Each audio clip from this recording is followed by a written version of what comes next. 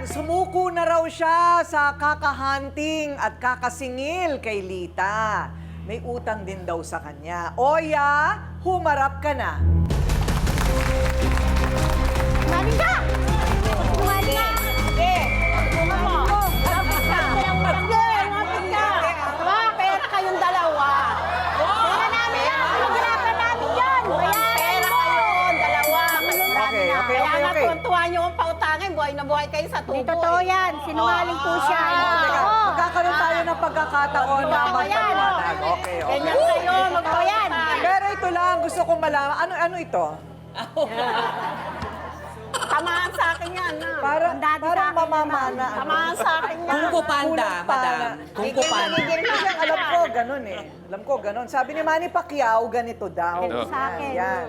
Hindi ganun. Sinungaling yan, sinungaling. Okay, so malinaw, umutang siya sa'yo, magkano? 1,000 po. Na hindi na nabayaran. Hindi, matagal bago sa magbayad, ma'am. Kumukuha kami ng mga pagkain, pag napunta kami doon, kuha kami ulam, magkano lang mga ulam-ulam, pero... Huwag ka muna magsalita. Pero ma'am, walang 1,000 yung na binigay niya sa amin kasi madalas kami, hindi kami kumakain ng pagkain sa kanya. Hindi, pero kinuwenta nyo ba kung magkano Hindi yung na mga... ma'am, hindi na po. Pwede. Kailangan kwentahin niyo Kasi rin. ma'am, pag nakuha kami ng pagkain sa kanya, hindi naman madalas. Pag napunta lang kami doon, isang kanin, 2 ulam, ganun lang ma'am. Nililista mo. Gawa niya na yan, ma'am. Kwenta ko lang po sa kanila, yung ibinibigay kong cash na 200 na tubo ng tubo. Pera po yung sinasabi niya parang na. interest. Kahit sa Interest. kusina ko po yan, nakuha ng pagkain, wala pong kwenta-kwenta yan. Magkano ka magpa-interest? Konti lang, ma'am. Magkano nga? Doon sa 1,000. 1 to po. 1,000 ang 1,000. inutang. Opo.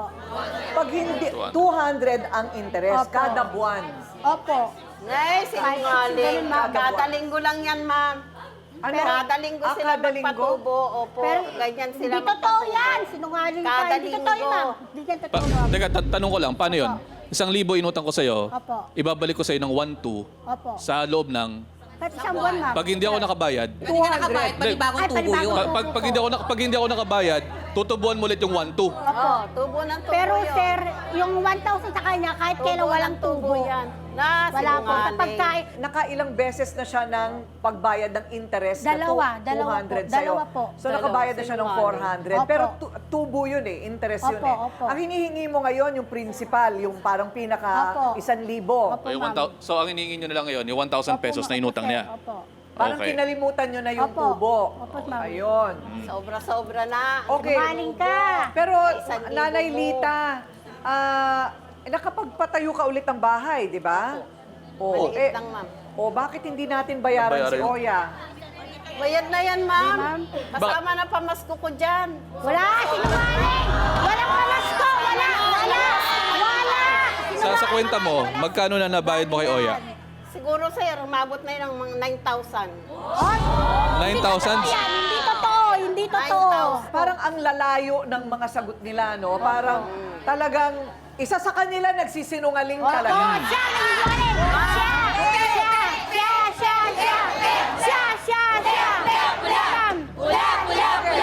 Alam mo na natin, opinion nitong ating mga taga-buyo. Ladies first, ano tingin mo, Donita? Alam mo, para sa akin natin ko rin, yung mga utang-utang na yan, normal talaga. Lahat naman halos yata ng tao, kahit milyonaryo, nangungutang pa din di ba? Lahat tayo nagkakautang talaga. Ang problema lang talaga dyan is, kung rule niyan, nung nagpautang is ganito, tulad niya, o monthly 200 ang ano. Ngayon, kung di mo kaya, at ayaw mo yon yung ganung rule, di ba ka tumuloy? Nasa sa inyo yan na, Rita, kung utang kayo o hindi. Choice nyo po yon. Ngayon, kung siya po yun ang pumayag kayo, magbabayad po tayo, di ba? Yun lang naman ang kailangan. Yun lang hinihiling nila eh. Magbayad ka. So, kung ano ang pinag-usapan ninyo. Tama. Diba? Yun po. Tama. Doc Dex, ikaw. Sa akin na Ate Coring, simple lang naman talaga dapat ang pangungutang at pagpapautang. Tama, may documentation tayo. Pero kung hindi mo naman kaya, kung hindi kaya ni nanay na magbayad, no? Magsabi. Kailangan mo ba na extension o hindi? Since kung nagsabi sila at kung nagsabi naman ng nagpapautang na okay, o di magkasundo ulit tayo. Kung ikaw ay nagbabayad at sa tingin mo ay sobra-sobra ang binabayad mo, dinocument mo ba ito na naibayad ko sa'yo? Oo, Magpirmahan dapat may tayo. receipt. Wala po eh. Alam niya yun. Kasi, ma'am, ma'am, sa lugar Sinungaling namin, yan. ganun talaga ang patakaran eh. ng Walang pangungutang. walang anuhan, walang Wala po. Oo, pero ano yan, meron ka bang lie detector dyan? Ayan. Yun. Meron ka bang makina na pwede natin ikabit sa mga ulo nila na makikita natin kung sino yung nagsisinungaling? Kung pwede nga lang ate ko rin eh. Unang-una, no, pag titignan nyo, kung 1,000 yung utang, ba't ako magbabayad ng 9,600? Tama po. Tama.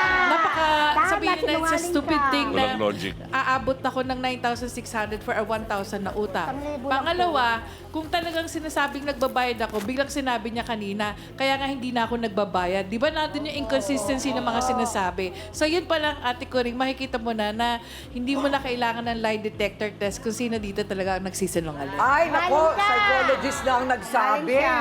Ito po ay nakarating na sa husgado.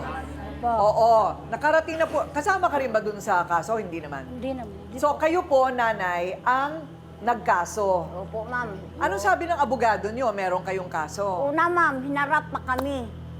Nung hindi biyahe-biyahe, inatna na lang ako sorpina. Ano ba yung tawag doon? Sorpina? Oo. Na-dismiss na. Ah, na-dismiss. Opo. Kasi ang ikinaso ni Nanay Manay ay estafa. Opo. Oo. Napag-aralan mo, Attorney Lorna, yung kaso nila. Bakit na-dismiss? Hindi estafa yan, ano? This is a simple collection case. Ah. Dapat, ang final na lang, collection. Mas mabilis, no? Kung estafa, talagang mahirap i-prove yan. Kailangan na may intention siya from the start na nalokohin ka, no? Mali ang kaso, Nay. Hindi dahil wala kang poder o wala kang claim. Mali lang yung kasong pinili mo. Pero, ayan, si Oya at saka si Manay nagdadamayan. May karamay din si Nanay Lita. Meron din siyang testigo niya. No? Ayan na. Si Benita, ang kakampi ni Lita, humarap ka na.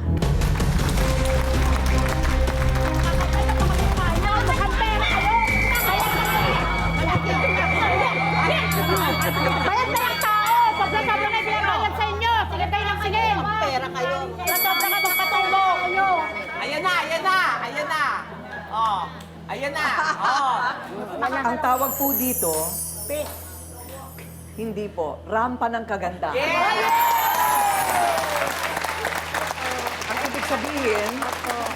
Ang ibig sabihin, manahimik na kayong lahat, ha? Okay, kailangan na natin mag-usap-usap. Nanay Benita, anong problema mo? Kasi po, naawa po ako dito kasi sige sila ng singil. Pag sinisingil pa, mumurahin pa. Eh, minsan gusto niya magbayad, hindi na lang siya magbibigay ng pambayad. Kasi minumura siya eh. Okay, ano naman ang mahihita ni Benita na dumamay dyan? Kasi nangungutang din siya doon. Ah, nangungutang din Pero siya. sila din ang Utang eh. Minsan nangungutang lang ako Oo, sa kanya di ng ba? ulam. Mas ano